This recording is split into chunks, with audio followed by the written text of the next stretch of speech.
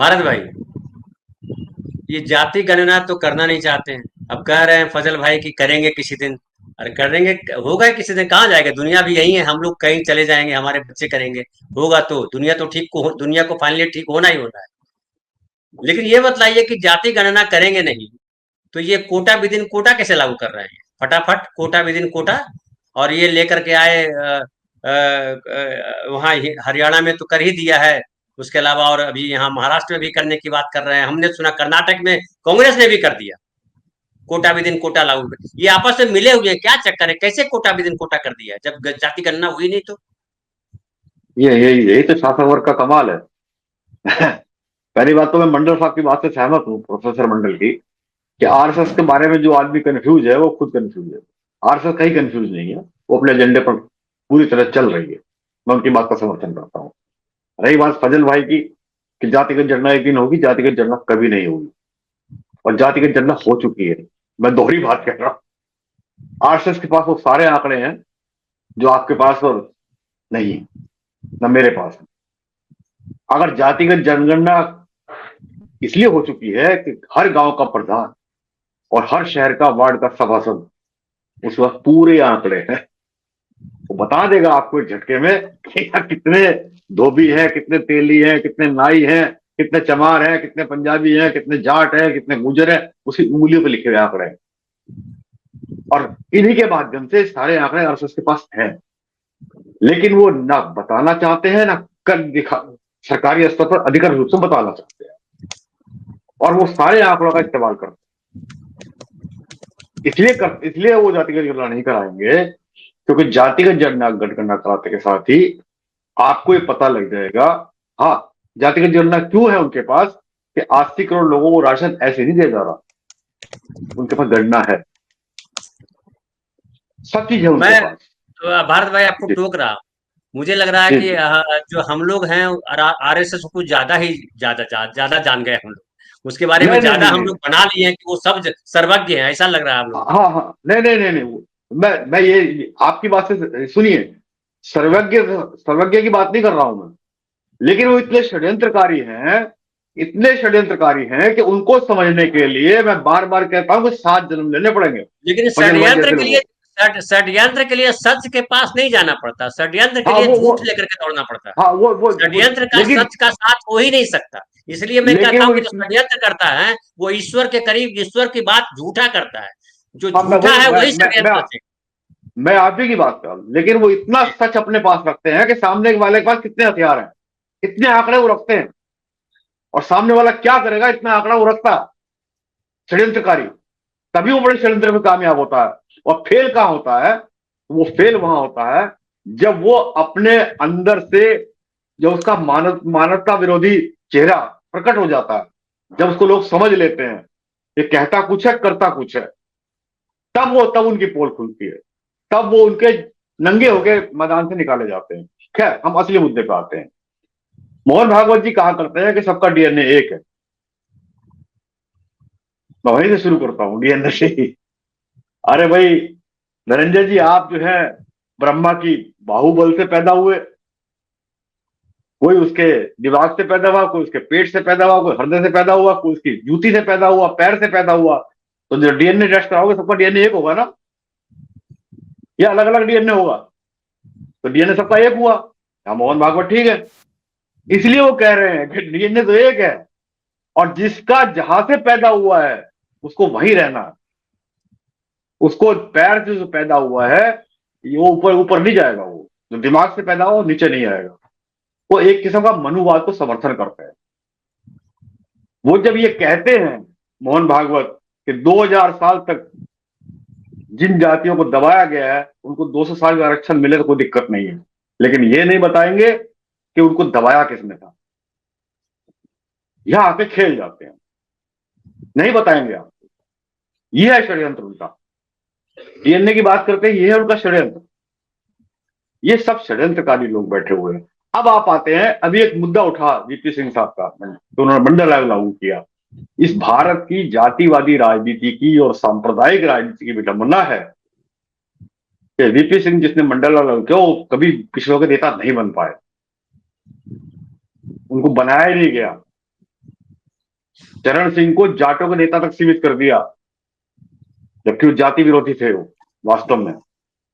लेकिन उनके उनके जो अनुयायी हैं वो जातिवादी ही रहे। जैसे कि चरण सिंह के अनुयायी ज्यादातर आर्य समाजी थे, लेकिन जो उनकी महिलाएं थी वो ज्यादातर सनातनी थी।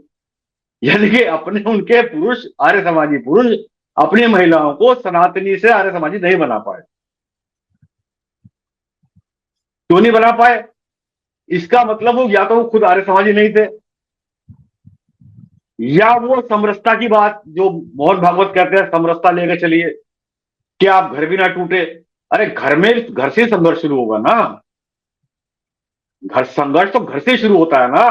पहले संघर्ष अपने आप से शुरू होता है। जब हमारे बचपन में हमारी माँ हमें सिखाती है कि तुम हिंदू हो और तुम मुसलमान हो, तुम फला जाट हो, तुम चमार हो, हमारी माँ सिखाती है ना। लेकिन जब बड़े होकर पता लगता है, हम अध्ययन करते हैं, यूनिवर्सिटी में जाते हैं, पढ़ते हैं, तो पता लगता है अरे तो हमारी माँ गलत बहकाती थी, हमको झूठ बोलती है हमारी माँ। तो हमें अपनी माँ से लड़ना पड़ेगा, पहले अपने आप से लड़ना पड़ेगा, कि खुद इंसान बनना पड़ेगा, फिर माँ से कहना पड़ेगा नहीं माँ तुम गलत बताती थी। ना हिंदू है, ना मुसलमान है, ना जाट है, ना चमार है, हम तो इंसान है। लेकिन माँ पता क्या कहेगी? तो संघर्ष माँ से शुरू हुआ ना, तो संघर्ष भी घर से शुरू होता है। और जो संघर्ष जब घर से शुरू होता है तो फिर बाहर भी संघर्ष करना पड़ता है, तभी हम लोग मैदान में आ पाएंगे, तभी हम लड़ पाएंगे। अब आते हैं इस चीज के ऊपर कि वीपी सिंह जैसे नेता जब जातिवादी और पिछड़ों के नेता नहीं बन पाए, तो इसी देश का दुर्भाग्य है कि जातिवादी राजनीति करने वाले सांप्रदायिकता को गलत बताते हैं और सांप्रदायिकता की राजनीति करने वाले जातिवाद को गलत बताते हैं, जबकि करते दोनों इस्तेमाल हैं। जातिवादी राजनीति करने वाले सांप्रदायिकता का इस्तेमाल करते हैं पीछे से, पर्दे के पीछे से, और सांप्रदायिकता की राजनीति करने वाले पर्दे के पीछे से जातिवादी राजनीति का इस्तेमाल करते हैं। आपके सामने हरियाणा, उत्तर प्रदेश, सब उदाहरण आपके सामने है। हरियाणा में बात जो सांप्रदायिकवादी थे, यानी कि भाजपा जैसे लोग ऊपर से तो सांप्रदायिकता की राजनीति करते हैं, अंदर से जातीय राजनीति कर रहे थे, जाटों के खिलाफ पोखड़ा कर रहे थे। उत्तर प्रदेश में यादव के खिलाफ पोखड़ा करते हैं वो लोग, तो जातिवादी इस्तेमाल करते हैं ना, वो बड़ी खूबी से इस्तेमाल करते हैं। अब आते हैं इसकी जातिवादी जनगणना क्यों नहीं करना चाहते? जातिवादी गणना इसलिए नहीं करना चाहते कि इनकी अपनी खुद की पोल खुलती है कि किसके पास कितनी संपत्ति है, किसने कितना माल कमाया है, कौन दबा कुचला है, कौन किसके पास पूरी दुनिया के साधन, पूरे देश के साधन कितने लोगों के पास है, वो पोल खुलती है। उस पोल से शासक वर्ग डरता। जो धनंजय आपने सवाल उठाया कांग्रेस का भी, ये पूरा शासक वर्ग है। वहां लड़ाई ये विचारधारा की लड़ाई है। कांग्रेस के अंदर भी वही लोग बैठे हुए हैं उसी मानसिकता के, भाजपा के अंदर उसी मानसिकता लोग बैठे हुए हैं, और क्षेत्रीय पार्टियों के अंदर उसी मानसिकता लोग बैठे हैं। हमारे देश के अंदर होना चाहिए था ये वर्गीय जनगणना करा ले, पता चल जाएगा इनको। वर्गीय जनगणना होनी चाहिए ना इस देश के अंदर कि कौन दिहाड़ी मजदूर है, कौन 5 बीघा किसान है, कौन 2 बीघा किसान है, कौन 50 बीघा किसान है, कौन व्यापारी है, कौन रिक्शा चालक है। ये है वर्गीय जनगणना, यही करा ले। ये भी नहीं करा पाएंगे, इससे भी मुकर जाएंगे। या तो ना जातिवाद है ना सांप्रदायिकता, दोनों चीज नहीं है ना। लेकिन संप्रदायवादी राजनीति करेंगे।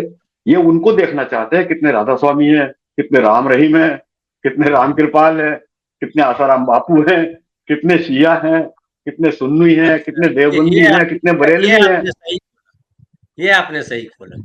राम है ना। रहीम वाले को पकड़ना चाहते हैं। वो ये देखना चाहते हैं कितने राम रहीम हैं। कहीं राम रहीम को हमको पैरोल पे लेके आ रहे हैं बार बार, कहीं हमारा बेवकूफ तो नहीं बना रहा हो। इतना टेटुआ किस बाबा का दबाना है, उससे कितना रस निकलेगा। हाँ, ये बात सही कितना रस निकलेगा, तो वो देखना चाहते हैं। है। सांप्रदायिक जनगणना करके वो देखना चाहते हैं कि कहीं बाबा को कितना माल देना है, उससे कितना माल लेना है, सौदेबाजी जी, आसानी हो जाएगी उनको। ठीक है, तो ठीक है, सारे काम वो, इसलिए मैं कहता हूँ अपने उनके एजेंडे पे काम कर रहे हैं वो। मैं फजल ठीक है। साहब को बताना चाहता हूँ, उनके एजेंडे पे काम चल रहा है, वो कर रहे हैं। जी, और यहाँ का जो हमारी जो बात करते हैं, अब आता हूँ दूसरी चीज पे, मंडल और कमंडल। धनंजय जी बड़ी महत्वपूर्ण बात करने जा रहा हूँ, संदीप जी आपको भी याद दिला दूं कि मंडल कमंडल दोनों ही शासक वर्ग के हथियार हैं। जातिवादी राजनीति उनका हथियार है और सांप्रदायिक राजनीति उनका हथियार है। वो समय समय पर अपने हथियार को कभी चमकाते हैं, कभी लहराते हैं, कभी एक हथियार को पीछे रखते हैं, एक हथियार को आगे रखते हैं, और हम लोग उसका शिकार होते हैं। क्षेत्रीय पार्टियां खासतौर से जो जातिवाद की बात करती है, जातिवाद भी तो बुरा है, संप्रदायवाद भी बुरा है, सांप्रदायिकता भी बुरी है। असल चीज तो मानवतावाद है ना, वो वहीं से ध्यान भटकाना चाहते हैं। और इस देश के अंदर मैं बार बार कह रहा हूं कि कोई ब्राह्मण अगर दलितों के लिए जान दे रहा है, उनके हक की आवाज उठा रहा है, वो जिंदगी भर उसको दलित नेता नहीं बना पाते। बात तो हम उनकी कह रहे हैं ना, लेकिन हमें नेता क्यों नहीं मानते भाई? क्योंकि वो उनको जातिवादी राजनीति ने संकीर्ण कर दिया। और तीसरी चीज और बता दूं कि जातिवाद तोड़ने का जो आंदोलन था, या जातिवाद मिटाओ का जो मकसद था, वो ये था कि जो आज दलित है कल वो दलित ना रहे, उसका दलितपना खत्म हो, उस जाति के ठप्पे से उसका पिंड छूटे। लेकिन वो इतना सब कुछ होने के बाद भी वो भी चिपका रहना चाहता है उससे। जी ठीक वो है। भी चिपका रहना चाहता है। और लोकतंत्र, आरक्षण तो ठीक, आरक्षण तो रहे संविधान के अंदर, लेकिन लोकतंत्र के लिए लड़ाई लड़ना नहीं चाहते आप। अरे लोकतंत्र रहेगा तो आरक्षण रहेगा ना। जब लोकतंत्र खत्म हो जाएगा तो आरक्षण क्या करोगे लेकर? कौन देगा आपको आरक्षण?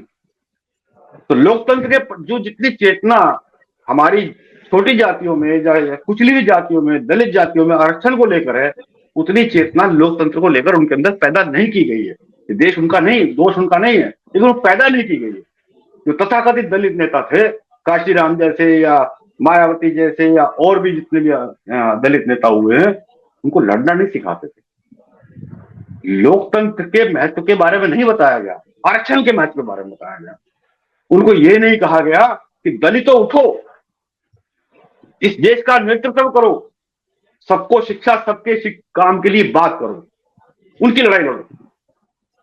अगर एक दलित खड़ा होकर के, एक देश का दलित कह दे कि हम सबको शिक्षा, सबको काम दिलाने की गारंटी देते हैं और हम लड़ेंगे उसके लिए, आरक्षण की जरूरत ही नहीं रहेगी। फिर जब सबको शिक्षा की गारंटी होगी, मुफ्त शिक्षा की गारंटी होगी, रोजगार की गारंटी होगी, क्या जरूरत है आरक्षण की? और वो लड़ाई दलितों को लड़नी थी। काशीराम को नारा देना था कि उठो दलितों, लड़ो सबके लिए, अपने लिए नहीं सबके लिए लड़ो। तब देश के हालात बदल जाते। जी ठीक है भारत।